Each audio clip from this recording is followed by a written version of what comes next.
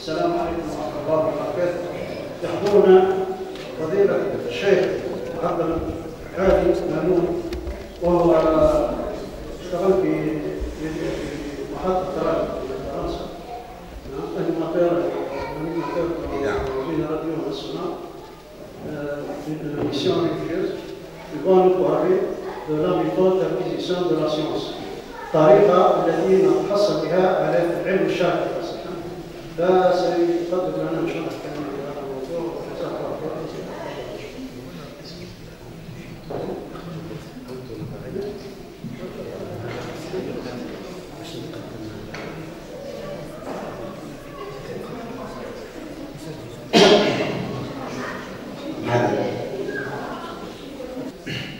بسم الله الرحمن الرحيم. الحمد لله رب العالمين، وأفضل الصلاة وأتم التسليم على سيدنا محمد وعلى آله وصحبه أجمعين.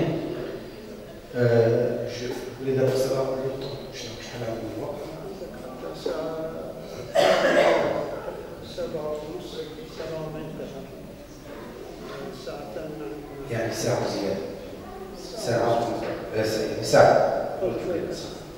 نعم، يكون لنا نصيب للأسئلة إن شاء الله. نعم، الحمد لله رب العالمين، وأفضل الصلاة وأتم التسليم على سيدنا محمد وعلى آله وصحبه أجمعين. أما بعد، فإن أصدق الحديث كتاب الله، وخير الهدي هدي سيدنا محمد صلى الله عليه وسلم، وشر الأمور محدثاتها، وكل محدثة بدعة، وكل بدعة ضلالة، وكل ضلالة في النار. اللهم قنا عذاب النار. في مستهل هذه الكلمة اسمحوا لي أن أعبر أولا عن مدى فرحتي وإعزازي بتواجدي معكم في هذا المسجد المبارك، في هذا المركز العظيم الذي أسأل الله تبارك وتعالى أن يجعله مركزا وقاعدة تنطلق أو ينطلق منها مواكب الإيمان وقوافل العقيدة. نعم، لقد تحدث لكم الشيخ أمين نجدي في دور المساجد في نشر الدين، فهذا أمر فعلا مهم جدا، وإن شاء الله تبارك وتعالى سنحاول أيضا أن نتعرض لموضوع العلم من جانبه، يعني من جانبه المنهجي، حتى نتمكن نحن أيضا من الحصول عليه على أحسن وجه. نعم، تعريف هذه المحاضرة هي منهجية كسب العلوم الشرعية، la méthodologie de l'acquisition des sciences islamiques. Alors, je ne vais pas vous rabâcher tout ce qui a été dit sur la science, les conférences, les prêches du vendredi. Vous en avez déjà entendu beaucoup sur l'importance, les vertus, les mérites de la science, du savoir, de la connaissance. Néanmoins, je vais moi essayer de vivre avec vous quelques moments où on va non pas simplement découvrir cette science de manière superficielle, mais on va essayer de plonger en profondeur dans cette science. Et c'est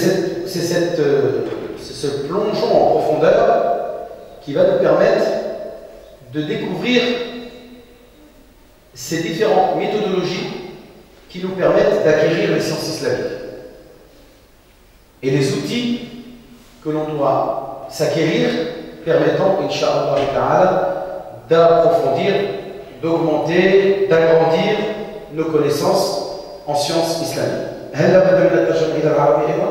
لا يكفي الفرنسية. نعم. فإن شاء الله تبارك وتعالى سنخوض في هذا الموضوع بعمق إن شاء الله تعالى، لعلنا نتعرف يتعرف بها على مناهج كسب العلوم الشرعية والآليات المستخدمة للوصول إلى هذه العلوم الشرعية. En premier lieu, permettez-moi d'abord de découvrir avec vous ce que disent les savants sur la définition même de ce qu'est la science. Et c'est important parce que cette définition-là va nous permettre de rentrer au vif du sujet, directement sans que vous en rendiez compte. Alors les savants, bien sûr, ont débattu sur cette question. اختلف العلماء وتناقش العلماء في تعريف العلم. ما معنى العلم؟ ما هو تعريف العلم؟ Alors bien sûr, quand on parle de définition, لما نتحدث عن كلمة تعريف, on parle d'une définition qu'on appelle en français complète, ou qu'on dit en arabe تعريف الحد. لأن هناك تعريف الرسم اللي هو غير كامل وتعريف الحد. ما معنى تعريف الحد؟ هو الحد هو الجامع المانع. الحد هو الجامع المانع. qu'est-ce que ça veut dire الجامع المانع? C'est ce qui englobe la totalité de ce qui est défini et empêche d'autres choses qui ne sont pas partie de la définition de la chose dans cette définition. Alors je vais vous donner un exemple très bête pour que vous puissiez comprendre. Quand on définit l'être humain, qu'est-ce que c'est qu'un être humain? يقول العلماء والفلاسفة وكذلك علماء المنطق وكذلك يقولوا الإنسان هو الحيوان الناطق. حيوان الناطق. Donc c'est un animal qui parle intelligemment. On dit parlant parce qu'il y a des animaux qui parlent, mais c'est juste du barbara, par exemple c'est juste simplement du répéter des choses qui n'assimilent pas. Mais quand on dit ناطق يعني ينطق ويتكلم بعقل. Parce qu'on ne peut pas dire تعريف الإنسان هو الحيوان العاقل. On ne peut pas définir l'être humain en tant qu'un animal intelligent. Pourquoi? Parce que l'intelligence n'est pas palpable par les cinq sens. Est-ce que vous pouvez palper l'intelligence? Est-ce que les sens peuvent assimiler les sens, par exemple la vue, l'odorat, l'ouïe, le toucher, le goût? Est-ce que ces sens que l'on a, et les حواس الخمسة التي عندنا, هل نستطيع بها أن نفهم أن ندرك العقل؟ لا يمكن. ولكن ندرك ما يستثمر ويستخرج من العقل اللي هو النطق. La parole intelligente et réfléchie, c'est celle qui nous permet de définir l'être humain. Donc si je dis définition de l'homme c'est un animal, هل هو تعريف الحد؟ Non. Parce qu'il y a l'éléphant, le chien, les animaux, d'autres animaux qui rentrent dans la définition de animal. Mais si je dis animal, ناطق, حيوان ناطق, là, je limite la définition qu'on appelle, une définition complète qu'on appelle تعريف الحد. Je ne veux pas m'étaler, mais c'était pour que vous puissiez comprendre. La question est ما هو تعريف الحد للعلم؟ Alors, les ulama ont réfléchi. Il y en a qui ont dit العلم هو المعلوم المكتسب. Il y en a qui ont dit que ça veut dire c'est ce qui est connu par acquisition. Sauf que, est-ce qu'on a le droit de définir un mot, le radical d'un mot, al-masdar al-kalima, bimushtaqatihi, par ses dérivés? En l'occurrence, al-kalimat ma'loum, c'est le dérivé du ilm. Comment je définis ilm par ma'loum alors que le mot ma'loum vient du mot ilm? Je n'ai pas le droit de faire ça. Vous êtes bien avec moi, vous suivez? هل يجوز أن نعرف كلمة العلم بمشتقاته اسم المفعول المعلوم؟ لا يجوز. Donc كلمة العلم بمعنى المعلوم المكتسب أو غير ذلك لا يصح. D'autres ont donné une définition. On dit que العلم هو إدراك الشيء على ما هو عليه إدراكا جازما. C'est une définition entre autres. Ça veut dire l'assimilation de la chose comme elle est réellement, d'une assimilation ferme, jaziman. Une assimilation claire et ferme. Assimiler quelque chose, c'est ça la science, pour certains. D'autres ont dit non. La science ne peut pas se définir. Pourquoi? لأنه أوضح من أن La science fait partie des évidences qu'on ne peut pas définir. Comme par exemple, si je voulais vous définir mouiller, le verbe mouiller, ou quelque chose qui est mouillé. On ne peut pas définir mouillé. Mouillé, ça veut dire humide avec de l'eau, humidifié par l'eau. Mais déjà, le mot humidifié vient du mot mouillé. Donc, au froid, au chaud, haja qui est évident. الذي لا تدرك إلا بالحواس. Tu mets ta main dehors, tu vois s'il fait froid ou il fait chaud. Donc c'est le sens lui-même qui va définir. Il n'y a pas de phrase qui va permettre de donner une définition à ce qu'on appelle les évidences, al-badihiyat. Maintenant, la meilleure manière, à mon avis, de découvrir cette chose qu'on appelle la science, le savoir, la connaissance, c'est de chercher justement au cœur le cœur du cœur de la science. C'est quoi? C'est la révélation. La révélation, c'est le cœur de la science. Elle est elle-même une science, mais elle est tellement vaste et tellement profonde qu'elle nous donne même la définition même de la science. À quel niveau? De quelle manière elle le fait? Ben, tout simplement par les premiers versets révélés au prophète Mohammed sallallahu alayhi wa sallam, où Dieu nous parle de la science. Et ils nous ont fait une magnifique définition. Et que parfois, on lit et on passe à côté. On passe à côté de cette évidence. Quand Allah subhanahu wa ta'ala nous dit dans le Coran, Iqra bismi rabbika alladhi khalaq, il dit à son prophète, Iqra, lis au nom de ton Seigneur qui a créé. Ensuite il dit, Khalaqa al-insana min 'alaq. Il a créé l'homme d'une adhérence. Bon, les scientifiques et les musulmans contemporains l'ont interprété comme étant l'ovocyte qui, aujourd'hui, on sait, quand le spermatozoïde intègre l'ovule et se transforme en un ovocyte qui vient se coller à la paroi de l'utérus, c'est pour ça qu'on dit qu'il adhère,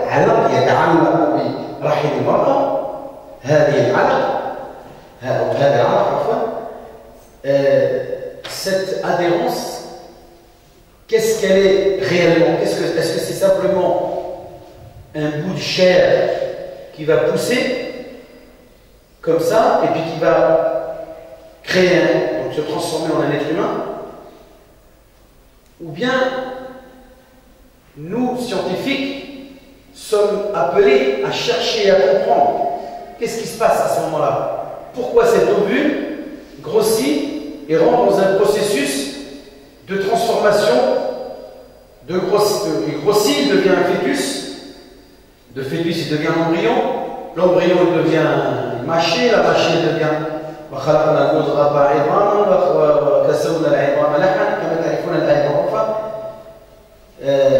نطفة في قرار مكين ثم خلقنا النطفة علقة ثم خلقنا العلقة مضغة ثم خلقنا المضغة عظاما فكسونا العظام لحما فتبارك الله أحسن الخالقين في القرآن الكريم. Donc qu'est-ce qui fait que cet ovocyte de lui-même, de manière autonome, grossit et se transforme en un être humain qui est unique et qui sera unique? Il n'y aura aucun être humain qui sera identique à 100% à cet être humain.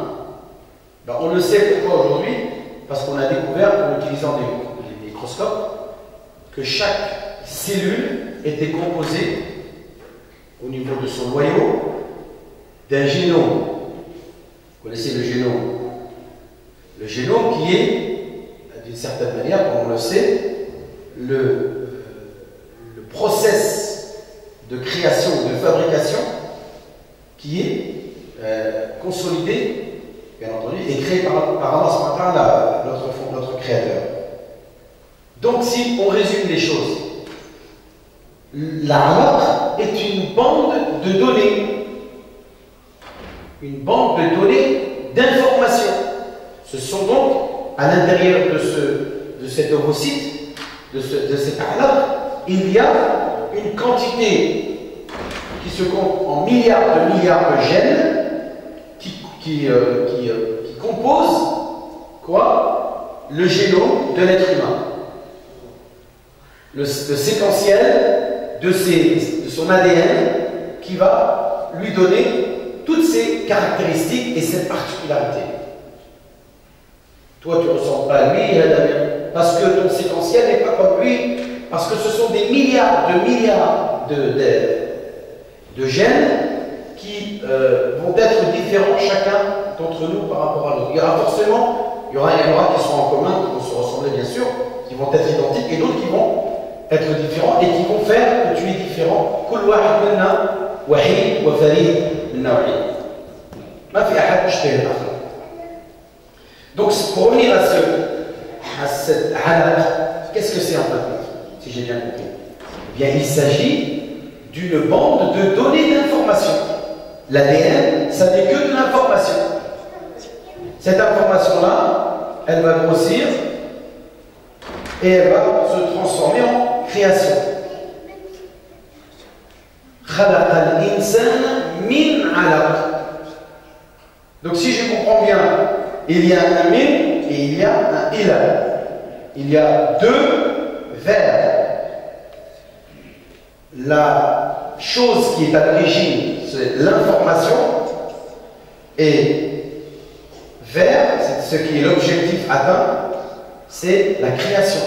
Donc nous avons là l'information et la création. Donc Dieu dit que moi j'ai créé l'homme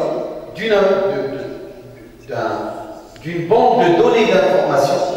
Et cette bande de données d'information, qu'est-ce que c'est? Ça n'est que de l'abstrait. Nous sommes dans l'abstrait. Nous sommes dans le domaine de ce qui n'est pas palpable. L'information dans l'informatique, par exemple, un logiciel, est-ce qu'on peut le tenir dans la main, les informations qui sont dans le logiciel? Est-ce qu'on peut les... Mais après, quand on va utiliser ce logiciel-là comme étant un process de fabrication d'un véhicule, par exemple, là, on transforme l'information, le virtuel, on le transforme en une chose réelle, concrète. On transforme l'abstrait en concret. Voilà ce que Dieu a fait quand il a créé l'homme. À la différence de l'être humain, lui, il ne crée pas, il fabrique. Il fait de l'assemblage. Il va chercher des choses qui existent déjà, alors que Dieu, non. Lui, il crée directement du néant. يخلق من العدم وليس يجمع قطع من المخلوقات موجودة ليكون كيانا مخلوقا جديدا. لا. هذا اسمه صناعة, c'est de la fabrication. C'est facile de faire ça. Transformer ce qui existe en une autre chose, l'homme il sait faire ça. On transforme par exemple un morceau de bois, on le brûle, il se transforme en feu et en fumée. Ou on transforme par des produits chimiques certains produits en un autre produit. Ça, l'homme sait faire. Mais du néant, faire apparaître de rien quelque chose, kun fayakun, hada la yaf'aluhu illa Allah. Seul Dieu est capable de le faire. Seul Dieu donc est capable de transformer l'information qui est abstraite, virtuelle, en quelque chose, pouf, et qui devient concret et réel. خلق الإنسان خلق الموجود بالمعلوم بالعلم. Après, qu'est-ce qu'il dit Allah? Il recommence, il redit encore l'injonction, lis. Pourquoi il redit une deuxième fois? Pour séparer ces deux parties. Pour dire, voilà, lis et découvre que moi je suis capable, moi Dieu, je suis capable de transformer l'information abstraite en une création concrète. Et lis et découvre aussi que toi, je t'ai comblé de ma générosité en te permettant de transformer la création en information. Iqra wa rabbuka al-akram alladhi akramak. علم بالقلم الذي علم بالقلم علم الإنسان ما لم يعلم صحيح والله أخرجكم من بطون أمهاتكم لا تعلمون شيئا. Tout le monde qui naît, il naît avec l'ignorance, il est zéro. Mais quand il ouvre les yeux, pouf, qu'est-ce qui se passe? Quand ses oreilles commencent à fonctionner, quand son odorat commence à fonctionner, quand ses sens qui lui permettent d'assimiler ce qui se passe autour de lui, quel est le phénomène qui se passe? Eh bien, il se passe tout simplement que vous êtes en train de transformer, vous, chacun d'entre vous, la création en information. Elle se transforme et elle rentre dans votre tête en image, en information. Aïe, akramak Allah, à l'instar d'une caméra. Prenez une caméra. Qu'est-ce qu'elle fait la caméra? Elle filme le concret et elle le transforme en abstrait. Mais si la caméra reste éteinte, si la caméra est éteinte, bella, foule, est-ce que si vous faites comme ça avec la caméra, vous pouvez le faire transformer la création en information, en image abstraite? Non. Vous ne pouvez pas le transformer. Mais si vous allumez, voilà, là à ce moment-là, vous transformez la création en information. Ça, Dieu nous a donné le pouvoir de le faire. Et c'est cette immense générosité que Dieu nous a accordée de pouvoir transformer la création en information, qui est déjà l'un des plus grands dons de Dieu. C'est-à-dire qu'il nous a permis d'ouvrir la caméra, qui est nous-mêmes. Nous sommes nous-mêmes la caméra. Nos yeux, nos sens permettent de transformer la création. Et nous avons été même plus loin, nous les hommes. C'est que ces informations que l'on reçoit au fur et à mesure dans notre environnement, de manière expérimentale, nous avons même réussi à trouver le moyen de les conditionner par l'invention de signes, de symboles qu'on appelle l'écriture, et nous les avons réunis dans des livres, dans des cahiers, dans des manuscrits. Mais maintenant on parle même de CD-ROM, d'outils de mémoire informatique, de disques durs, de clés USB, etc., qui sont en fin de compte des armoires à connaissance, des armoires à information, des armoires à savoir. Je mets la clé USB, tac, j'appuie et il apparaît ce qui est enregistré dans la clé USB.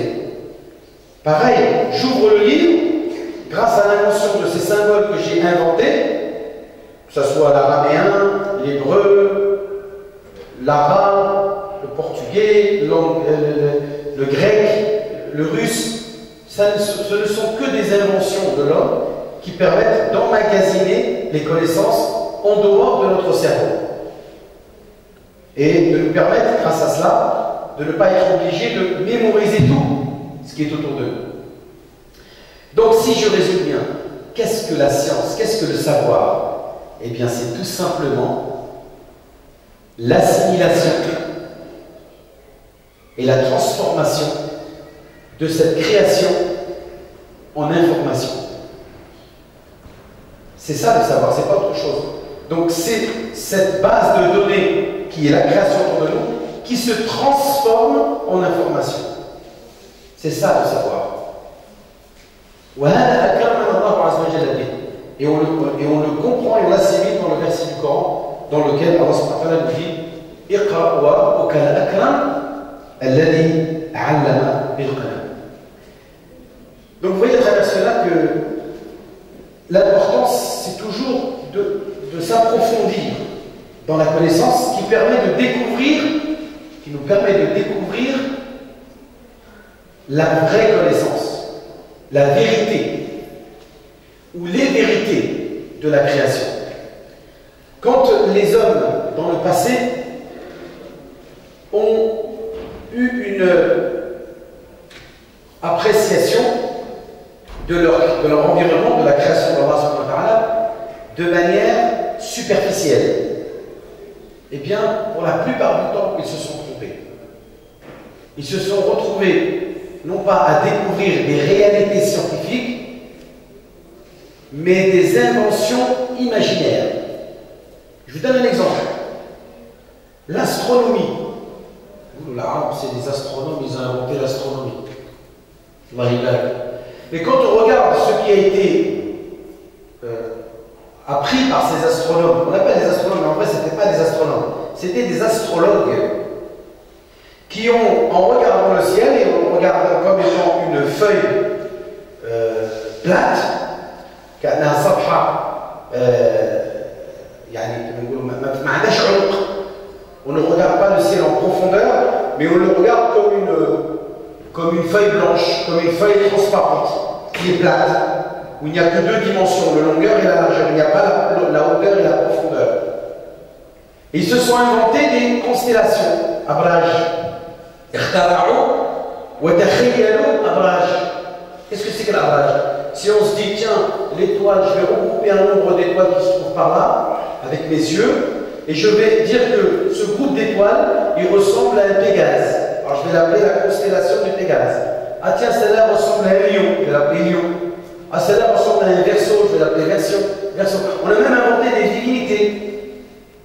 Persée, Cassiopée. On va regarder le ciel comme des gens qui imaginent des choses de manière on regarde le ciel de manière superficielle. Et on invente avec cela l'astrologie, pas l'astronomie. Ils ont appelé ça l'astronomie, ilm al-falak, mais la vérité c'était ilm al-tanjim. Ce n'était pas ilm al-falak. Ilm al-falak, c'est ce qui est aujourd'hui découvert par nos scientifiques, notamment Hubble et par ceux qui ont utilisé des appareils tels que le télescope, les télescopes de plus en plus grands, qui ont découvert qu'en fin de compte, toutes ces constellations, c'était des images, des choses imaginaires, des choses fausses. Parce que le groupe d'étoiles que tu prétends être proches les unes des autres, c'est pas vrai. L'étoile qui se trouve à côté de l'autre, elle est peut-être plus éloignée que celle qui est de l'autre côté du ciel. Parce que celle-là est en profondeur beaucoup plus loin que celle qui est devant.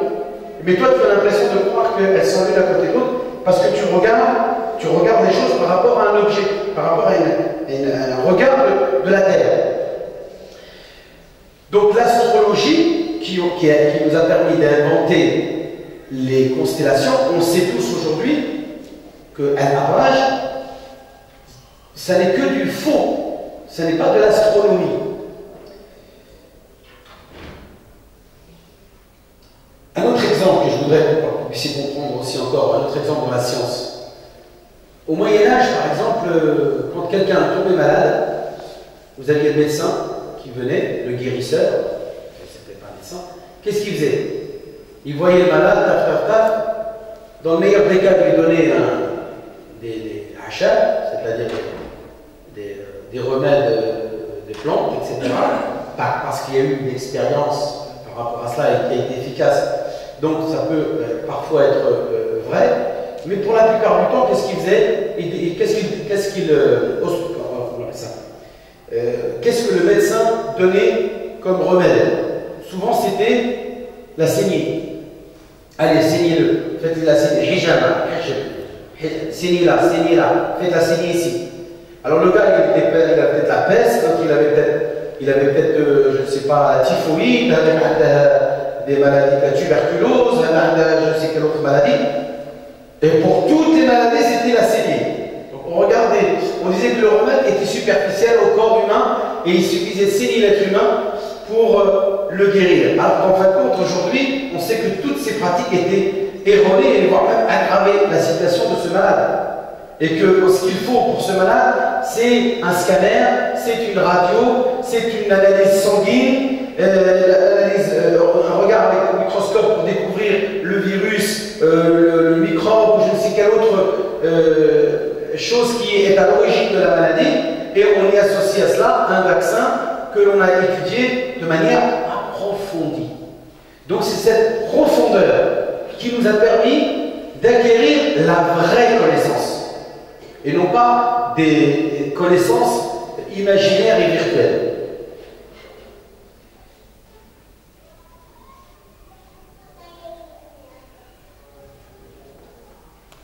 Idem, كما قلت لكم, la définition de la science est que c'est la transformation de la création en information. C'est ce que Dieu a accordé et a fait don à l'homme d'accomplir pour pouvoir s'éclairer et pouvoir même méditer la création et comprendre mieux Allah subhanahu wa ta'ala, son créateur. À tel point que beaucoup de ulama, tels qu'Abdullah ibn Abbas et d'autres, ont interprété le verset coranique وَمَا خَلَقْتُ الْجِنَّ وَالْإِنسَ إِلَّا لِيَعْبُدُونَ. Ils ont dit لِيَعْبُدُونَ بمعنى لِيَعْلَمُونَ. Ils ont dit que بمعنى العبادة بمعنى العلم. Je n'ai créé les hommes et les djinns que pour qu'ils m'adorent, c'est-à-dire que pour qu'ils prennent connaissance de ma création et que par le biais de la connaissance de ma création, méditent la grandeur de créateur que je suis, qui est à l'origine de cette création. إذن من هنا ننتقل إلى هذا العلم الشرعي. Alors bien entendu, quand on parle de la science religieuse, la science islamique, on se démarque d'autres sciences, puisque la science islamique est une science sacrée. Les autres sciences, on les appelle les sciences profanes, ou bien les sciences cosmiques, al-ulum al-kawniyya. Et elles se résument par l'effort d'étude et de la prise de connaissance de ce Coran, de cette révélation qui nous a été transmise à notre prophète bien-aimé Mohammed sallallahu alayhi wa sallam, l'étude de son interprétation, de son exégèse, mais aussi son modèle, le modèle pratique du Coran, puisque le Coran est un livre abstrait, est un livre qui n'est pas, on va dire, le contenu n'est pas palpable. Il nous faut, Dieu nous a fait donc un modèle réel, physique, qui transforme le théorique coranique en un individu pratique, qui est la personne du prophète bien-aimé Mohammed sallallahu alayhi wa sallam. من الدليل النظري إلى الدليل التطبيقي في شخصية الأسوة الحسنة اللي هي سيدنا محمد صلى الله عليه وسلم. Bien entendu, cette tradition prophétique qu'on appelle la sunna, elle doit être analysée, pas n'importe comment. Il doit y avoir une méthodologie pour la comprendre et pour l'assimiler. Et tout d'abord, la meilleure des choses à faire, c'est de s'en remettre aux premiers savants qui ont vécu la révélation. Ceux qui ont rencontré ceux qui ont vécu la révélation. Ceux qui ont rencontré ceux qui ont rencontré ceux qui ont vécu la révélation. بمعنى الصحابة والتابعين وتابعي التابعين. خير القرون قبلي ثم الذي يليه ثم الذي يليه. القرون الذهب, les siècles d'or, les siècles de Salafun as-Salih, qui ont été les meilleurs à même de comprendre cette révélation constituée du Coran et de la Sunna. Mais néanmoins, il y a eu aussi après les siècles, des hommes aussi, min al-Khalaf, qui ont suivi ce minhaj, cette méthodologie de ces savants pieux, qui étaient eux-mêmes des savants pieux et que l'on peut considérer comme aussi des référents pour comprendre et assimiler cette connaissance qu'on appelle al-ulum al-shar'iyya, les sciences islamiques. D'autres vont se dire, moi je vais aller vers une démarche courageuse et essayer de comprendre, d'assimiler la connaissance en utilisant les mêmes outils que ces savants-là. Parce que ces savants-là, ils n'ont pas pris le Coran, et c'est moi qui interprète. Ils ont utilisé des outils. Quels sont ces outils? Bien, tout d'abord, vous avez, bien entendu, les sciences, les outils de la langue, tous les outils de la langue, tels que la grammaire, la conjugaison, la rhétorique, la littérature, la linguistique. Donc tous ces outils, on va dire, de langue, de langage, linguistique, nécessaires à la compréhension du texte coranique, bien entendu, qui est la langue arabe. D'autres, bien entendu, en plus, ils ont ajouté, et vous aviez des savants qui étaient spécialisés dans ce domaine-là, notamment al-Mu'tazila, ulama al-Kalam, étaient surtout des gens audacieux, al-Mu'tazila ou al-Ash'a'ira, à vouloir eux-mêmes travailler et faire de ces sources, en utilisant eux-mêmes les outils et en faisant eux-mêmes leurs propres réflexions, ce qu'on appelle en arabe al-ijtihad. Et ils ont utilisé aussi d'autres moyens tels que les sciences de l'authentification, parce que si l'on sait le Coran étant indiscutablement authentique, eh bien on est tous d'accord que malheureusement beaucoup de la sunna du prophète et même l'essentiel de la sunna n'est pas indiscutablement authentique, elle est conjecturale. فحينئذ عندما نأخذ نصا من السنة لابد أن نقوم فيه باجتهادين. Alors que le Coran, il n'y a qu'un seul ijtihad, il n'y a qu'un seul effort à accomplir, c'est l'effort de l'interprétation. Alors que la sunna, il faut d'abord authentifier et classer, le mettre, positionner le hadith dans un classement d'authentification de hadith authentique. Ensuite, quand on a authentifié le hadith, on fait ce deuxième effort de l'interpréter. Et c'est tout un travail. Il y a des frères qui nous disent Hinaya تبعوا كتاب السنة.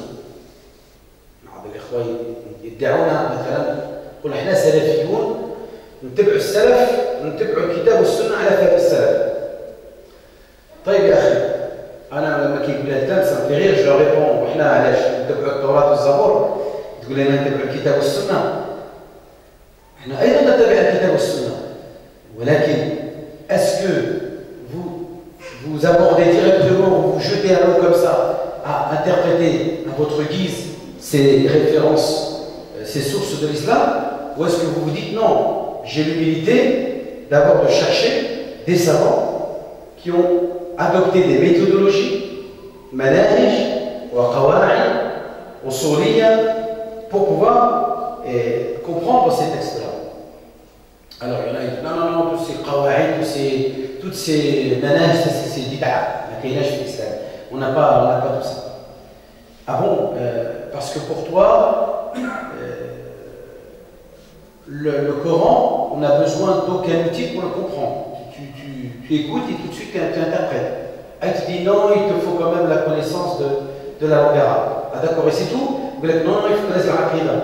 Et c'est tout? Et non, il faut connaître mujmal al-hadith ou mujmal tafsir al-Qur'an al-Karim. Non, et il te dit il faut ceci. Enfin, donc il revient à la même chose. Quand tu le tires par le nez, il revient forcément aux mêmes réalités nécessaires et aux outils nécessaires à l'interprétation de ces sources que sont Al-Kitab wa Sunnah.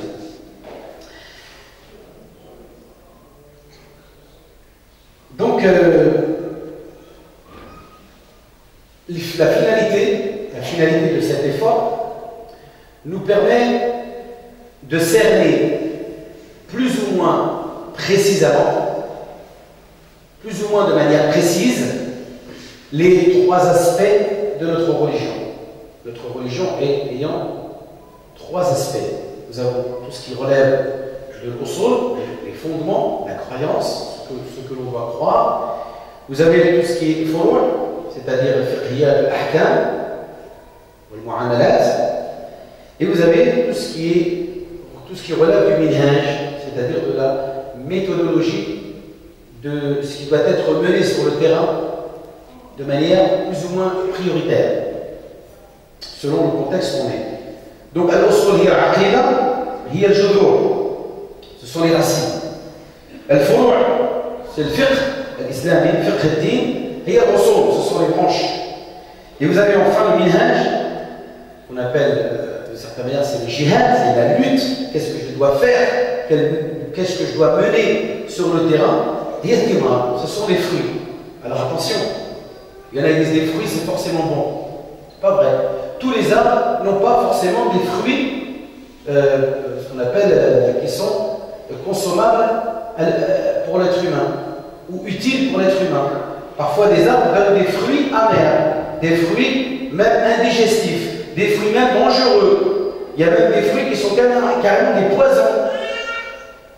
Et le fruit, donc, c'est là où le danger ne pas blesse, c'est que nos frères disent non, moi, du moins, à partir du moment où j'agis, je me lance dans la lutte, dans le jihad vis-à-vis de l'âme, eh bien c'est forcément un bon fruit qui va aboutir de ce. Puisque pourquoi il veut l'âge? Parce que il y a une aqida sahiha ou un fiqh sahih, le minhaj, il est forcément sahih.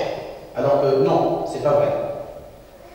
Chaque aspect de la religion doit être étudié et analysé selon un contexte, selon une réalité. Ça veut dire quoi finalement?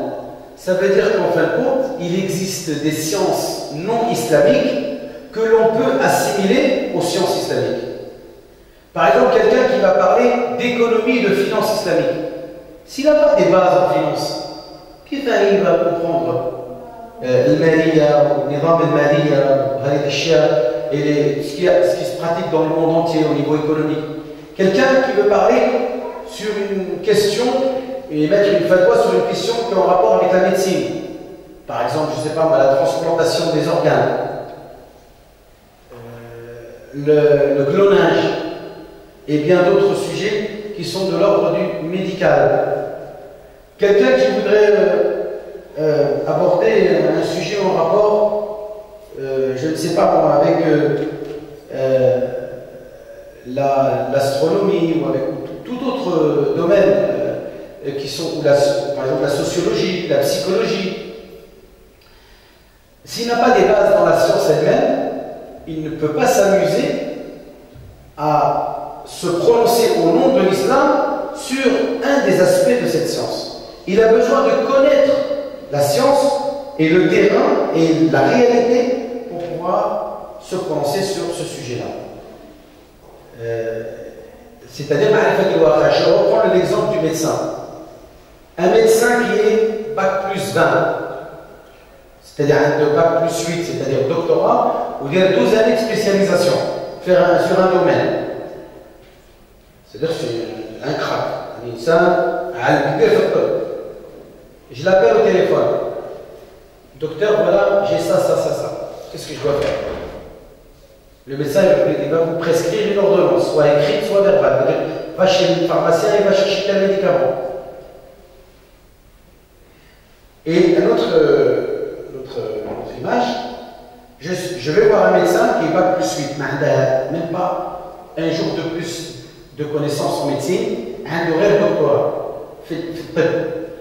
Mais lui, par contre, il va m'ausculter. Il va me prendre, il va prendre un stéthoscope dans les oreilles, il va me faire tousser, il va me palper, il va me prendre la tension, il va me prendre la température, il va analyser mon corps. Et ensuite, il va prendre un papier et il va écrire une ordonnance. Lequel des deux l'ordonnance sera la plus juste et la plus efficiente, la plus efficace? Est-ce que c'est le savant bac plus 20 ou le savant bac plus 8 qui lui m'aura vu? Eh bien, on est tous d'accord qu'il s'agit du médecin qui a moins de connaissances, mais qui connaît, lui, le terrain. Donc, ma'rifatul waqi', ma'rifatul al-ilm, al-ghayr al-shar'i, nécessaire à l'émission de la fatwa, de l'avis religieux, est indispensable à ce mufti qui veut émettre un avis sur ce sujet-là. Et là,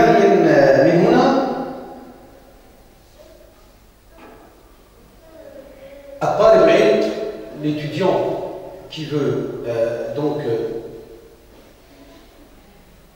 s'imprégner de cette connaissance qu'on appelle al-ulum al-shar'iyya doit avoir l'humilité déjà de dire que même demain, quand je serai un savant en sciences islamiques, je ne pourrai pas me prononcer surtout au nom du fait que j'ai la connaissance des sciences islamiques. Comme le médecin ne pourra pas se prononcer sur un malade tant qu'il n'aura pas analysé le patient.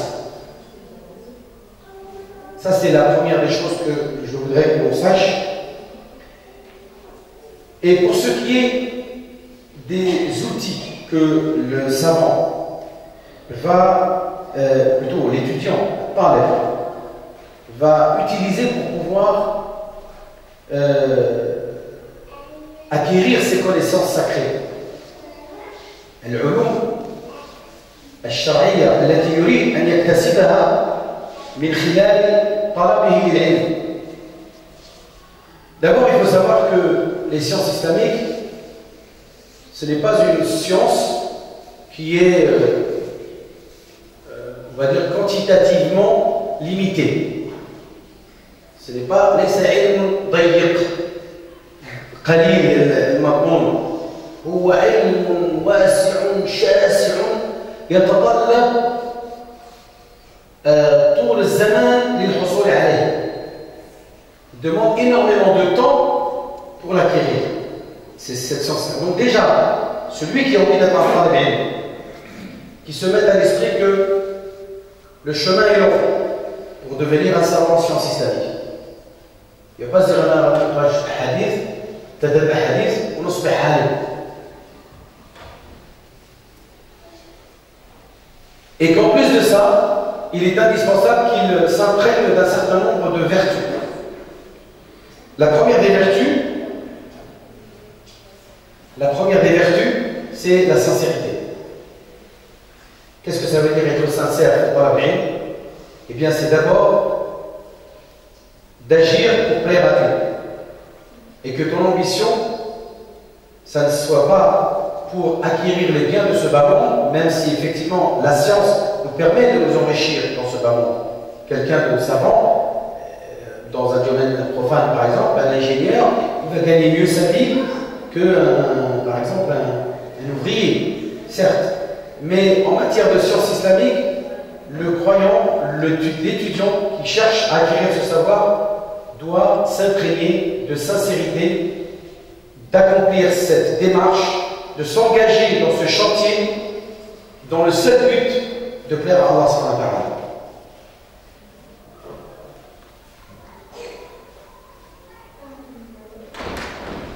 Et tout simplement parce que quand on n'est pas sincère avec Dieu, forcément, le manque de sincérité va engendrer forcément une interruption. On va se lasser rapidement.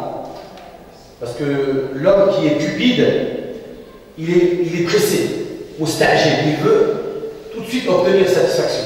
Alors qu'un talib, lui, il est patient, il est endurant. La deuxième des qualités et des vertus que doit s'imprégner talib, étudiant en sciences islamiques, c'est la piété. Quel type de piété alors par contre? De quelle piété on parle? Parce qu'il existe des piétés. Il y a d'abord la piété qui est ce qu'on appelle le fait d'emmagasiner des hasanats à travers l'accomplissement de pratiques religieuses. قال تعالى وتزودوا فإن خير الزاد التقوى. Donc il y a cet approvisionnement en piété que l'on appelle la taqwa, qui nous permet de nous combler de hasanat, de gonfler la balance de hasanat pour qu'elle soit lourde le jour de la résurrection. Mais il y a un autre type de piété, de taqwa, qu'on appelle en arabe al-wara'. Qu'est-ce que c'est que al-wara'? Al-wara', c'est le fait de faire tout en sorte pour ne pas se retrouver dans une situation qui déplaît à Dieu. De consommer quelque chose qui déplaît à Dieu, qui suscite la colère de Dieu. De dire ou de tenir des propos qui déplaisent à Dieu. Ou d'accomplir des actes qui déplaisent à Dieu. C'est-à-dire qu'ils vont non pas nous permettre d'accumuler et d'emmagasiner des hasanats, mais qui vont nous permettre, cette taqwa-là, cette wara' va nous permettre de nous préserver des sayyat. Et c'est cet aspect-là de la piété qui est indispensable dans l'acquisition de la science islamique. Al-fasiq la yata'allam biikhtisar. Murtakib al-ma'asi la yata'allam. قال تعالى واتقوا الله ويعلمكم الله. Craignez Dieu et Dieu vous donnera le savoir.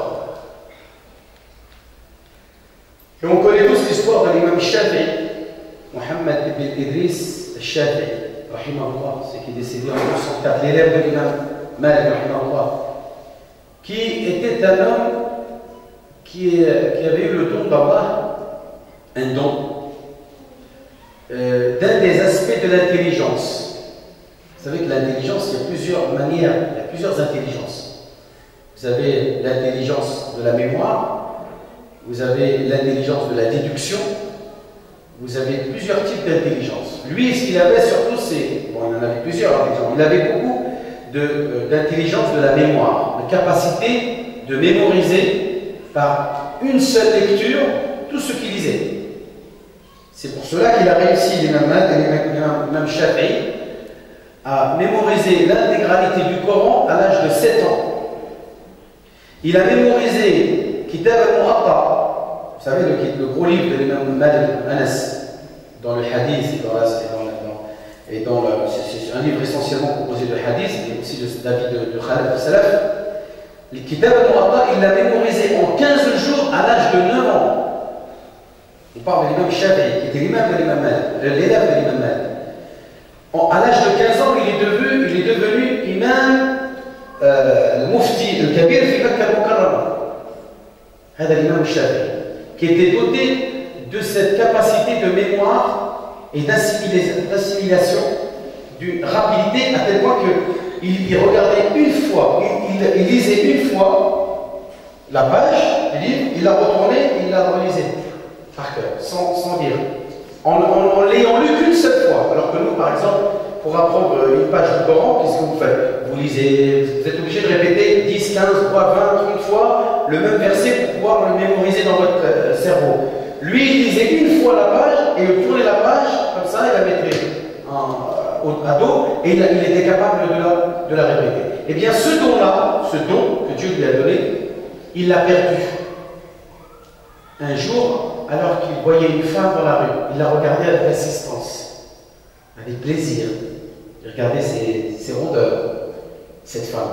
Donc, il a commis un péché avec ses yeux.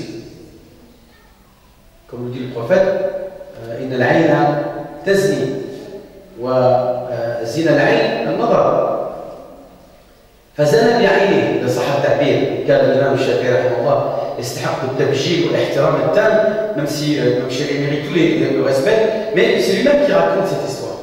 C'est lui-même dans son diwan, il a écrit un livre de poésie. C'était un grand poète, l'imam Shafi'i. Il a écrit un livre dans lequel il relate justement cet événement, cette histoire. Il a regardé une femme et le soir, quand il a voulu apprendre, il lui fallait lire 2 fois la même page pour pouvoir la mémoriser, et non plus une fois.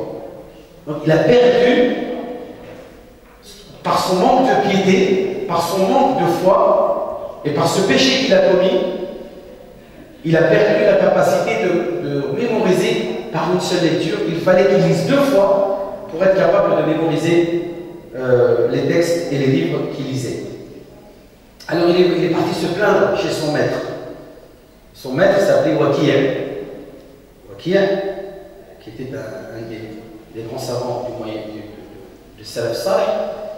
Et il dit dans ce poème, il dit Shakawtu ila Waki'in su'a hifdhi فأرشدني إلى ترك المعاصي وأخبرني بأن العلم نور ونور الله لا يهدى لعاصي. وأخبرني, je répète, parce qu'on était distrait par un papier là, وأخبرني بأن العلم نور ونور الله لا يهدى لعاصي. Je traduis, je me suis plaint auprès de mon maître Waki' de ma faiblesse en matière de mémorisation. Il m'a conseillé, exhorté de délaisser les péchés. Et il m'a informé que la science est une lumière de Dieu et que la lumière de Dieu n'est pas accordée aux pécheurs.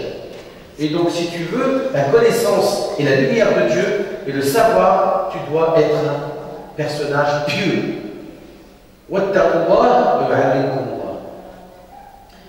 Troisième outil indispensable et vertu indispensable à l'acquisition du savoir, c'est l'humilité. L'humilité, la modestie. Bien entendu, quelqu'un d'orgueilleux, il n'apprendra jamais rien. Parce qu'il veut rien écouter. Il sait tout. Monsieur, il est au-dessus de tout le monde. C'est moi le meilleur. C'est moi qui connais tout. Qui dit Allah, il ne peut pas apprendre. Tu dis à moi, toi, c'est rien, moi je sais, toi tu sais rien. Voilà, l'orgueil, forcément, l'empêche d'apprendre. Puisqu'à chaque fois que quelqu'un va parler, il va couper la parole, il va dire c'est moi le savoir ici. Qu'est-ce que tu sais toi? Donc forcément l'orgueil, comme nous dit le prophète, et donc cette modestie, c'est quoi? C'est tout simplement le fait de reconnaître notre ignorance, d'admettre notre ignorance. تعترف بجهلك وأنا إنسان جاهل لا أعرف فكلمة لا أعرف déjà هو نصف العلم الله أعلم نصف العلم c'est la moitié de la connaissance تعرف أنك جاهل déjà علم هذا mais malheureusement il y a des gens qui ont la double جهل جاهل مركب هو جاهل بالشيء ويجهل أنه يجهل il croit qu'il sait alors qu'il sait rien هذا مسكين هذا شبيه. Quatrième vertu et qualité que le musulman doit avoir pour apprendre la connaissance, c'est al-jur'a. Al-jur'a, l'audace. Ne pas avoir peur de poser des questions. Ne pas avoir peur de se lever et de chercher. Et non pas de dire non, je ne suis pas compétent, c'est pas mon domaine, non, je cherche, je dois poser la question, la honte, je vais foutre la honte à tout le monde va savoir que je ne connais pas, tout le monde va savoir que ceci, cela. C'est la deuxième catégorie. Après al-mustakbir, عندك ماذا؟ المستحيل. المستحيل يتعلم لأنه يستحيل من يتعلم يسأل. C'est pour cela que quand le prophète sallam a constaté même les épouses des Médinois, il leur a fait éloge, il les a ce qu'on appelle complimentés. On dit complimentés, c'est français? En tout cas, il leur a fait des compliments, il leur a fait un madahahum, il leur a fait des éloges aux épouses des Médinois. Parce que les femmes médinoises, ils avaient de manière traditionnelle, c'était des femmes ouvertes, ils posent des questions. Ils n'arrêtaient pas de poser des questions. Le prophète en a fait éloge et a dit Rahim Allahu nisa al-ansar lam yanhahunna haya'uhunna an al-tafaqquhi fi ad-din. Leur pudeur ne leur a pas empêché de s'instruire dans la religion. Vous savez, il y avait une femme, une fois, une médinoise, elle dit ah, est-ce que tu peux m'expliquer comment on doit se purifier de nos règles? Les règles, les menstrues, le haïd, le dam hada, les qui يخرج من العورة. Haïd, كيف تتكلم انت قدام الرسول؟ انت الله tu poses la question sur ça? C'est la honte ça. Eh ouais, non, mais pas de honte. La haya fi din, pas de pudeur dans la religion. Dis-moi, ya Rasulullah, comment je dois me purifier? Parce que je ne veux pas que ma prière soit fausse. Je veux que ma prière soit juste et soit agréée, acceptée par Dieu. Donc, il n'est pas question d'avoir de la pudeur quand il s'agit de s'instruire sur la religion. Alors le prophète il lui a dit avec beaucoup de pudeur, parce que c'était quelqu'un de très pudique, le prophète. كان رجل حيي كان أشد حياء من العذراء في خدرها كما جاء عن وصف الصحابة له عليه الصلاة والسلام كان أشد حياء من العذراء في خدرها عليه الصلاة والسلام. فإذا جاءت امرأة وقالت يا رسول الله كيف أتطهر من الحيض؟ Oh toi, un peu de honte. Alors il a dit bon, tu prends un chiffon, tu mets du musc, du parfum dessus, et tu te purifies. Mais elle a dit Allah, c'est bon, t'as compris ce que je veux dire. Elle l'a, comment je dois faire le geste pour enlever le sang au niveau de mes parties intimes? C'est ce qu'elle voulait savoir. Et là, le prophète il s'est mis en colère. Subhanallah, tatahari. Oh, ça va non? Tatahari, khlas. Et là, Aïcha a compris qu'il fallait qu'elle intervienne. Au moment où Aïcha, elle est intervenue. Elle a compris que son homme, son mari, était quelqu'un de pudique. Elle a dit, c'est Aïcha qui raconte ce hadith. Elle dit, je l'ai attiré vers moi et je lui ai dit, suis les traces de sang. Il lui a dit. Aïcha a dit à cette femme, suis les traces et nettoie les traces de sang que tu peux voir avec tes yeux. Tu nettoies et tu te purifies et tu, en même temps, laisses une bonne odeur grâce à ce muscle qui était imprégné dans ce chiffon. Donc la pudeur n'est pas appropriée quand il s'agit d'acquérir le savoir. Le savoir, on a besoin On a besoin, pour l'acquérir, de ne pas être pudique, mais au contraire, il faut être audacieux et courageux. Sixième caractéristique et sixième vertu importante du croyant et du talib ilm, c'est de s'imprégner aussi de l'hirs, d'être quelqu'un de cupide. Vous savez que la cupidité, c'est un péché, c'est un vice d'être cupide. Vous savez, c'est quoi le cupide? Tama. الحرص والطمع. إنسان يحرص ويطمع، ولكن ce qui est détestable dans le hirs, c'est الطمع في أموال الناس. Concerne la cupidité en matière des choses matérielles, des biens d'autrui, de l'argent, être quelqu'un d'avare, de cupide, d'égoïste, de quelqu'un qui cherche constamment à assembler et s'accaparer les biens d'autrui. Cette cupidité-là, bien sûr, elle est détestable. Mais nous avons la chance, alhamdulillah, qu'Allah l'a voulu ainsi, que la science, alhamdulillah, quand on la donne, on ne la perd pas. Et comme moi je sais que si mon frère a une connaissance qui pourrait m'être utile, bien sûr, eh bien, j'ai le droit d'être cupide. J'ai le droit, وطماعا في حصول هذا العلم. لماذا؟ لأنني أعرف أنه إذا علمني إياه لن يضيعه. Il va pas le perdre.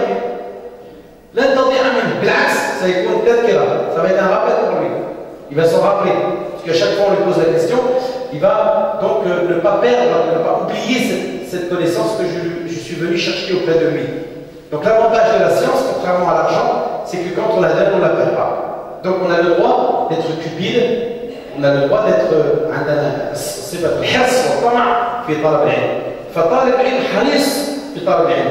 طماع يبحث. Il ne laisse jamais une interrogation le soir quand il dort. Imaginez l'imam Cheikh Al-Albani, une fois il était dans le Maktaba al-Zahiriya à Damas, il cherchait une réponse à une question في علم الرجال, parce que c'était un homme, un grand savant. Vous connaissez Cheikh Al-Albani, Nasr al-Din Al-Albani رحمه الله, المحدث العظيم في القرن العشرين dans le 20e siècle. C'était un grand savant dans les sciences des hommes.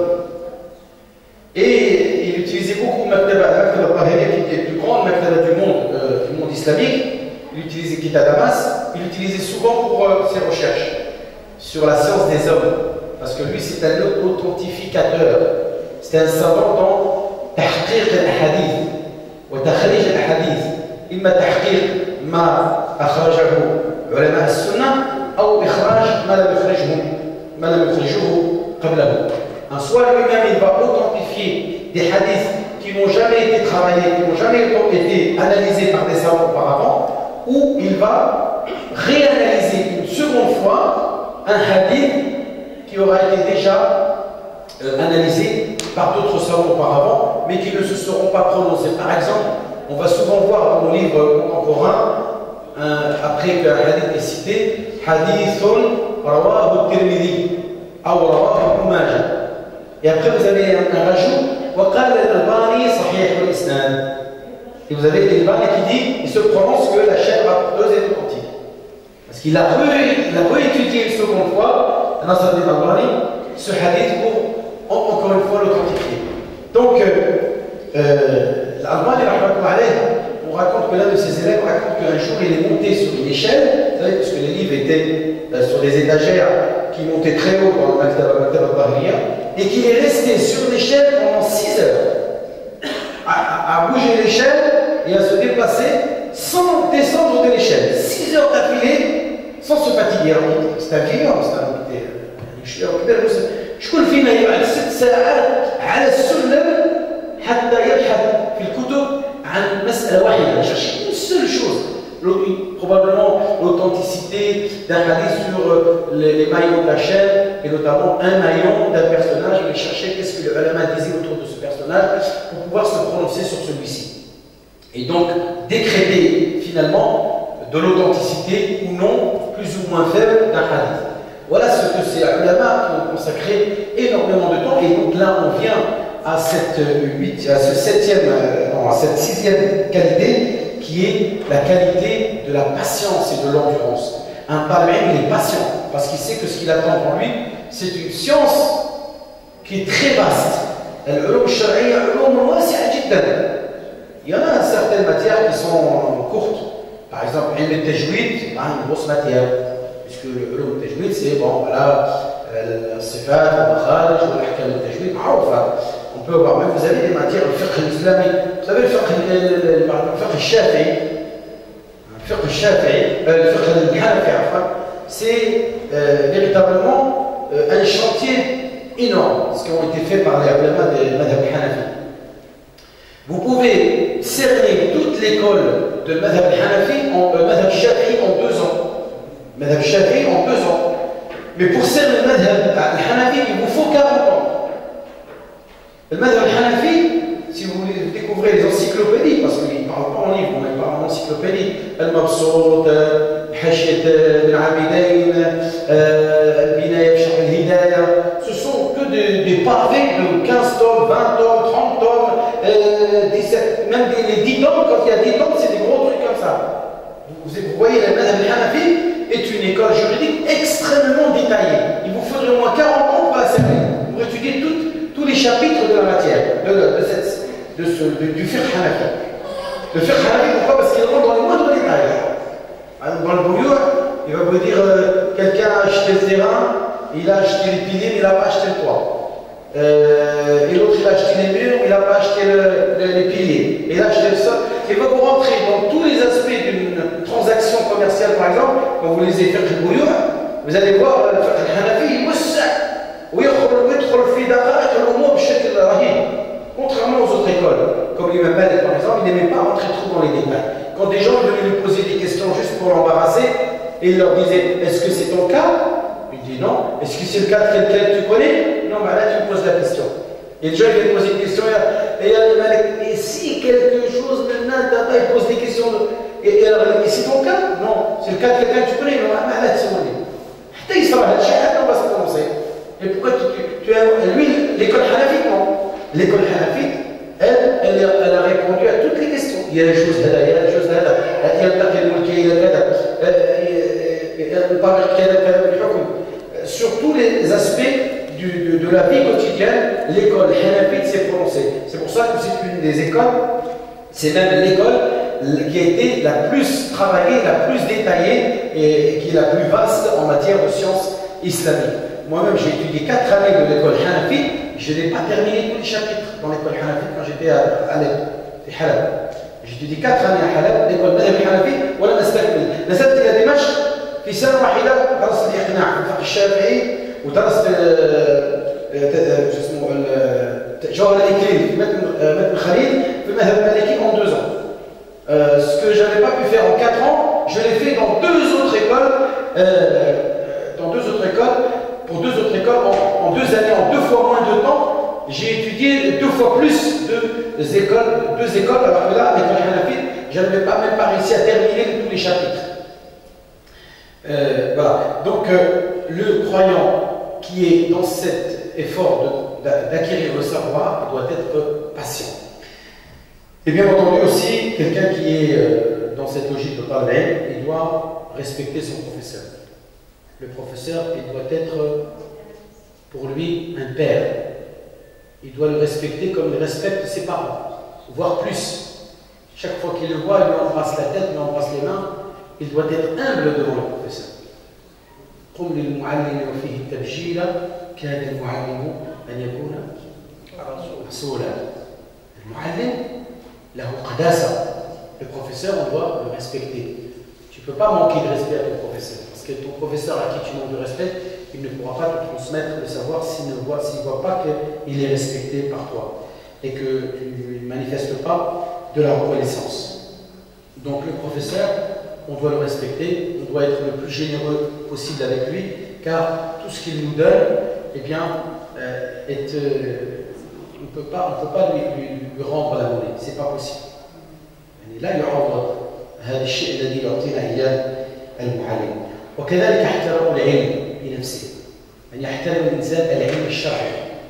C'est pas par exemple quelqu'un qui est en train de lire et en même temps, il lâche des paix, en même temps, il lit.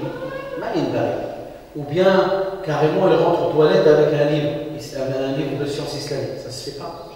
C'est un haram. Ou bien, vous avez les mamelles qu'on parlait, à chaque fois qu'il ne voulait rien prononcer, il allait faire l'autre. كان يتوضا قبل ان يحدث حديثا واحدا كان يمشي يتوضا ويجلس ويستقبل القبله ثم يقول قال رسول الله صلى الله عليه وسلم. Regardez, et c'est ces gens-là qui ont réussi à accumuler ce savoir parce qu'ils l'ont respecté. Et on ne peut pas acquérir ce savoir si on n'a pas le respect de cette connaissance. فالمسلم لابد ان يكون حريصا على احترام العلم الشرعي. Car celui qui ne respecte pas le savoir, Dieu ne lui donnera pas le savoir noble, le savoir utile. Il lui donnera au contraire le savoir qui est inutile, voire même parfois, comme vous pouvez le savoir, il existe même des savoirs qui sont interdits. Vous savez qu'il y a des connaissances qui sont carrément haram. Il y a des connaissances qu'on n'a pas le droit de connaître. On dira, comment ça, on n'a pas le droit de connaître? Eh oui, il y a des sons. Dans le Coran, qu'est-ce qu'il dit Allah Ta'ala? على لسان هاروت وماروت وما يعلمان من أحد حتى يقولا إنما نحن فتنة فلا تكفر. السحر، تعلم السحر، apprendre la sorcellerie. Je parle de la sorcellerie, moi, avec la magie, avec les jeux de main, avec la manipulation. Non, je ne parle pas de ce genre de magie. Je parle de la sorcellerie. السحر الذي يؤذي به الإنسان غيره أخاه المسلم. يؤذيه، il cherche à le nuire. Il cherche à le nuire, bien sûr, ولكن طبعا وما هم بضارين به من أحد إلا بإذن الله. C'est ce Dieu qui autorise si cette chose-là nuit ou non. Mais l'intention est là. Quand tu acquiers cette science, tu commets déjà un péché. Un autre péché, une autre connaissance qui est interdite.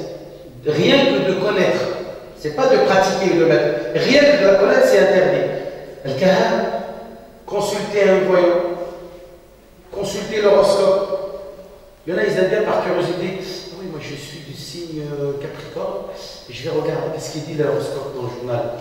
Et regarde, aujourd'hui est un jour favorable, vous allez avoir ceci, cela. Eh bien, rien que de lire ça, c'est haram. Vous n'avez pas le droit de le lire.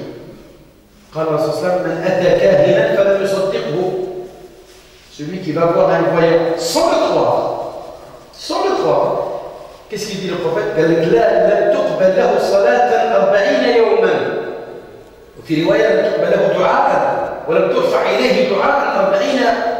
Pendant 40 jours, Dieu le punit en ne lui exauçant aucune prière. Toutes les prières qu'il va faire pendant 40 jours, Allah ne les accepte pas. Pourquoi? Tout simplement parce que tu as été curieux de lire l'horoscope. Ou tu as eu la curiosité d'appeler un voyant, ou un marabout, ou un charlatan, qui te prétend connaître l'avenir. Et rien que ça, eh bien, et après, qu'est-ce qu'il dit le prophète? C'est celui qui n'y croit pas, il était juste curieux. Mais si en plus d'être curieux, il croit qu'effectivement, l'astrologie, l'astrolatrie, moi je l'appelle l'astrolatrie, il n'y a rien de logique dans l'astrologie, il n'y a rien de logique. Oui, il y a la logique de l'astrologie, logique, ça vient de logique. Il est où la logique? Un groupe d'étoiles qui se trouve à des milliards, plutôt à des centaines de milliers d'années-lumière, vous savez qu'une année-lumière est égale à 10 000 milliards de kilomètres, une étoile qui se trouve à cette distance-là, elle va influencer sur moi et dans ma vie, ce microbe que je suis, cette poussière que je suis sur la planète Terre. Pourquoi? Parce que je suis né à tel moment de l'année. C'est complètement aberrant cette histoire. Où est le menteur? Où est la logique dans tout ça? Donc il n'y a pas d'astrologie. Il y a l'astrolatrie, et voilà, c'est une des catégories de l'idolâtrie, puisqu'il s'agit de shirk. هو شرك بالله من قال مطرنا بنوء كذا وكذا فقد كفر بما أنزل على محمد. Celui qui dit qu'il va pleuvoir parce qu'il y a telle étoile qui apparaît dans le ciel, il aura mécru à tout le message du prophète Mohammed sallallahu alayhi wa sallam. Et le hadith que je viens d'évoquer sur la voyance, nous dit فإن صدقه فقد كفر بما أنزل على محمد. إذا خطير. إذا il y a des sciences qui sont interdites. On n'a pas le droit d'aller chercher. Il y a des sciences qui sont déconseillées. Il y a des sciences qui sont indifférents légales. Il y a des sciences qui sont intéressantes à acquérir, mustahabba. Et il y a carrément des sciences qui sont obligatoires.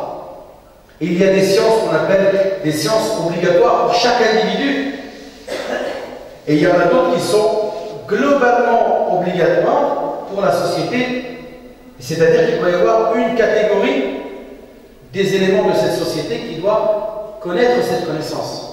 C'est-à-dire باختصار العربية أن هناك علوم تقع في حكم الفرد فرض العلم individuellement. Tu dois connaître, par exemple, tout simplement, tu dois connaître comment faire la prière. Tu ne peux pas compter sur quelqu'un d'autre pour faire la prière à ta place, sous prétexte que tu ne la connais pas. Tu dois donc connaître la manière de prier pour accomplir ce qui est individuellement obligatoire, c'est-à-dire la prière. هو فرض عين. هناك علوم أخرى يسمى فرض كفاية إذا قام به البعض سقط عن الباقي. Par exemple, التفصيل في العلوم الشرعية والتخصص في المواد الشرعية هذا فرض كفاية إذا قام به البعض سقط عن الباقي. On ne veut pas que toute la Oumma soit des ulama du hadith. On ne veut pas que toute la Oumma soit des ulama de ulum Qur'an. On ne veut pas que toute la Oumma soit des fuqaha. إذا قام به البعض سقط عن الباقي. Si quelques-uns le font, Dieu dit dans le Coran, فلولا نفر من كل فرقة منهم طائفة ما قالش كلها ليتفقهوا في الدين ولينذروا قومهم إذا رجعوا إليهم لعلهم يحذرون. إذا هو فرض كفاية. العلم الشرعي, son statut, c'est qu'il est obligatoire de manière globale, c'est-à-dire qu'elle n'est pas individuellement obligatoire. Elle est imposée pour la communauté, qui est une catégorie, un groupe, une partie de cette communauté qui soit spécialisée dans ces sciences islamiques. Nous sommes dans l'obligation de faire en sorte que dans notre communauté, il y ait des muhaddithines. Et d'autres soient des fuqaha. Et d'autres soient des ulama al-tarikh. Et d'autres, etc. نعم الوقت قد ضاق علينا. Donc, إذا أيها الإخوة الكرام، من هنا يتبين لنا أن طالب العلم هو إنسان يحرص في التخصص. C'est quelqu'un, chacun d'entre nous doit être un élément, une brique qui compose l'édifice de la Oumma. Je ne suis pas un boulet, je suis un édifice qui contribue à élever, à supporter la Oumma. Comment je fais cela? Je dois être un talib ilm. Un talib ilm, pas forcément ilm shari. Mais quand on voit que personne n'est talib ilm, ça devient un souci pour moi. Que je vois que personne n'est médecin, ça devient un souci aussi pour moi. Et pour la Oumma, je dois réunir على ما عندناش طبيب، ما عندناش مهندس، علاش ما عندناش كذا وكذا. في كل اختصاص لابد ان يتخصص كل، فكل واحد منا في اختصاصه يعبد الله في عباده. Chacun dans l'acquisition de sa spécialité, il est dans l'adoration d'Allah subhanahu wa ta'ala. Et quand on dit l'acquisition d'une science, c'est une science utile. Par exemple, mémoriser les paroles du chanteur, rappeur, je ne sais quoi, c'est pas de la science utile, ça. Ça n'apporte rien. Mémoriser tous les matchs de foot qui ont été joués dans la FIFA, les résultats des sports, ça c'est rien à faire. Etc., etc. Donc on doit en même temps réfléchir, non seulement avant de faire l'effort, mais réfléchir et faire un effort de ce que je dois faire comme effort. L'acquisition du savoir. نسأل الله تبارك وتعالى أن يعلمنا ما ينفعنا وأن ينفعنا بما علمنا. اللهم لا سهل إلا ما جعلته سهلا وأنت تجعل الحزن إذا شئت سهلا. سهل لنا أمورنا برحمتك يا أرحم الراحمين. اللهم إنا نسألك علما نافعا ورزقا واسعا وشفاء من كل داء. اللهم إنا نعوذ بك من علم لا ينفع ومن قلب لا يخشع ومن دعاء لا يسمع ومن عين لا تدمع. سبحانك اللهم وبحمدك نشهد أن لا إله إلا أنت نستغفرك ونتوب إليك وآخر دعوانا أن الحمد لله تعالى بكم سبحانه وتعالى. Désolé. جزا الله خيرا وجعلنا الله وإياهم من الذين يستمعون فيعلمون. أشكر الأخ على هذه المحاضرة القيمة وجزاه الله خيرا، وأسأل من الله عز وجل أن نكون وإياه من الذين يسمعون فيعملون ويعملون فيخلصون. والآن إلى الأسئلة. فيه سؤال من الأخت ربما سألت قبل المحاضرة. Assalamu alaikum. Comment une femme peut-elle acquérir la science? Jazakallahu khayran. Eh bien, comme les hommes, de la même manière que les hommes, elles sont invitées à demander, comme les sahabiyat à l'époque du prophète, ont demandé au prophète de leur réserver une journée par semaine, c'était le mercredi qu'elles l'avaient demandé à l'époque du prophète, pour qu'elles puissent se réunir avec celui-ci et qu'elles puissent lui poser toutes les questions concernant leur religion. Hein, comme nous dit le Coran, moi je pense qu'aujourd'hui ça doit même dépasser le cadre d'une séance de questions-réponses.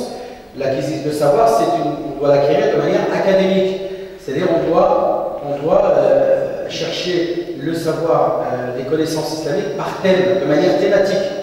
On étudie d'abord le Coran, l'Aqidah islamiyya, le hadith, le fiqh islami, le tarikh islami, l'histoire des prophètes, l'histoire des compagnons, etc.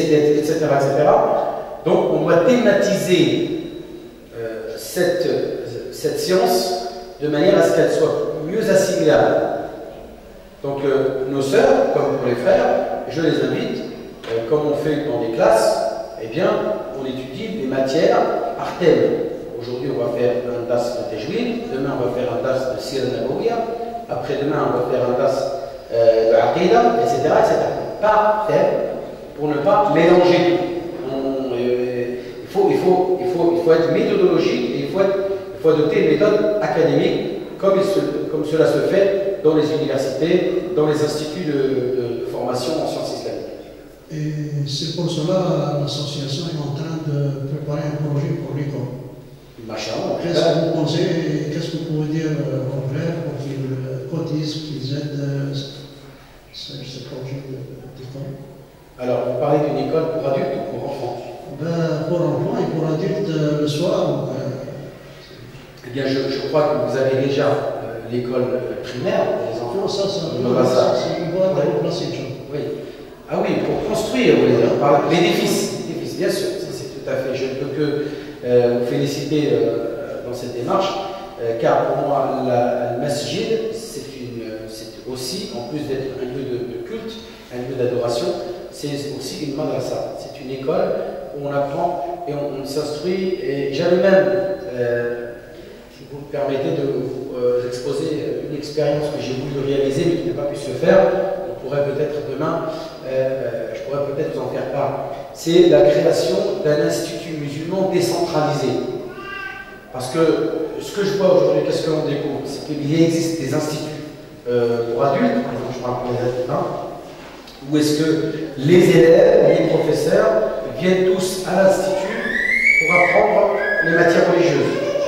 L'idée que j'avais, c'était non, laisser les gens chez eux et déplacer les professeurs dans les mosquées. Et ce sont les mosquées qui mettent à disposition des salles à travers. Alors la méthode, c'était quoi? C'était de créer d'abord un catalogue de modules de sciences islamiques.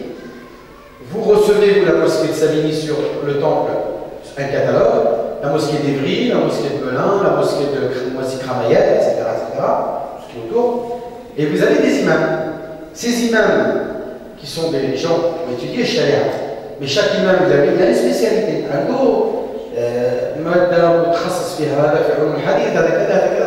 Il se propose d'enseigner un module et de se déplacer toute la semaine en dehors des salles, des heures de prière, parce qu'il est l'imam de la mosquée, donc il doit assurer en tant qu'imam. Et pour arrondir ses fins de mois, en même temps, c'était intéressant, c'est que l'imam, le lundi, enseigne un module dans la mosquée interne, le lendemain dans une autre mosquée, le lendemain dans une autre mosquée, et vice-versa. L'imam de l'autre mosquée qui a un autre ikhtisas, viennent aussi se déployer dans les mosquées, de manière à ce que les mosquées elles-mêmes deviennent des instituts. Et ce sont les imams qui se déplacent. مرة يجي عندي هذا الإمام تاعنا هذا يمشي لهيه ولكن هذا يجي لنا وهذا اللي هذا يجي لنا وهذا يجي لنا وتكون تبادل en même temps c'est une interactivité et un échange fructueux qui permet de profiter chaque mosquée non pas de son imam mais de tous les imams des mosquées qui l'entourent, de l'environnement. C'était une proposition d'un IMD, un institut musulman décentralisé, et bien entendu les élèves, les étudiants dans chaque mosquée cotisent. Et chaque professeur qui vient donner un cours est rémunéré en fonction, mensuellement parlé, des heures de cours qu'il aura donné dans telle mosquée, dans telle mosquée. Et lui va s'enrichir. Les élèves de la mosquée n'auront même plus besoin de se déplacer dans les instituts. Les mosquées seront vivantes. Imaginez, c'est formidable. هذا درس في العقيدة، هذا درس في علوم القرآن، هذا موديول في علوم الحديث، هذا موديول في ce qu'on appelle وحدات علمية. Les modules ce sont des UV, des unités de valeur, de connaissances, des blocs de connaissances que chaque professeur pourrait dans toutes les mosquées grâce à cette interactivité. Mais pour cela, il faut de la sincérité, il faut beaucoup de توحيد الأمة، جمع الشر، الثقة بعضنا، la confiance. Il faut que chaque mosquée ait confiance en l'autre, qu'il n'y ait pas en même temps toute cette rivalité. أنا هو الجامع الكبير، أنا علاه نمشي نستفد الإمام تاعي، الإمام تاعي يغش moi. Ça c'est aussi malheureusement un problème des associations loi 901. Alors regardez quand vous regardez dans les autres religions, dans les églises vous avez un curé, dans les temples vous avez un pasteur, temple protestant. Dans les synagogues, vous avez des rabbins. Dans les mosquées, on a l'imam et le président ou l'échna et même des faux présidents. On a des présidents vrais et des faux présidents. C'est où le message est rien de faux. Alors dans une église, c'est le curé qui commande. La synagogue, il va voir le rabbin et c'est avec lui que ça se règle. Nous, non, loi 1901, on n'a pas loi 1905. Ce qui fait qu'on a toujours cette influence. Alors, je ne parle pas de votre cas, parce que vous m'avez l'air déjà d'être une bonne mosquée d'un point de vue administratif. La transparence que j'ai pu constater au niveau de la comptabilité, mais la fraternité, l'indulgence de ses membres, la diversité, mais même la compétence. Que je n'ai pas vu depuis longtemps dans d'autres mosquées. Il n'y a pas beaucoup de mosquées qui sont avec un potentiel que vous avez ici. Donc je ne parlerai pas de vous, vous êtes exception à la règle. Mais la règle c'est que règle et passagers, ce sont pour beaucoup des gens qui manipulent la religion pour des raisons politiques, soit politiques internes. La mosquée se transforme en annexe de mairie qui travaille au service du parti politique, ou vous avez carrément des annexes d'ambassades et de consulats qui travaillent au service de tel et tel pays. Ça c'est déplorable et c'est la majorité malheureusement des mosquées. Vous avez la chance, alhamdoulilah, vous ici d'être l'exception à la règle. Je vous félicite, je ne peux que vous encourager à continuer dans ce sens.